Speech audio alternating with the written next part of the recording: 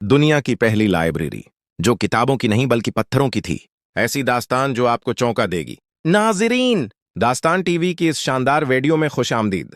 हजारों साल पहले जब कागज और कलम ईजाद नहीं हुए थे, तब इंसान ने इल्म को महफूज करने के लिए मिट्टी और पत्थर इस्तेमाल किए। कदीम बाबिल में नीनोवह की लाइब्रेरी वो जगह थी जहां लाखों तख्तियां जमा थीं। ये तख्तियां मिट्टी पर खुदी हुई तहरीरें थीं, जिन्हें सूरज में सुखाकर सख्त बना दिया जाता। हर तख्ती पर मजहब, साइंस, कानून और रोजमर्रा जिंदगी के कीमती रिकॉर्ड दर्ज थे। मारीन कहते हैं कि ये इंसानी तारीख का पहला मुनद्दम दखीरा था जो आज की लाइब्रेरियों की बुनियाद साबित हुआ। तसव्वुर करें, वो लोग जिन्हें कागज का नाम भी नहीं पता था, इल्म को पत्थरों पर हमेशा के लिए कैद कर रहे थे। नाज़रीन, ये थी दुनिया की पहली लाइब्रेरी की दास्तान, जहां इल्म कागज पर नहीं बल्कि पत्थरों पर जिंदा किया गया।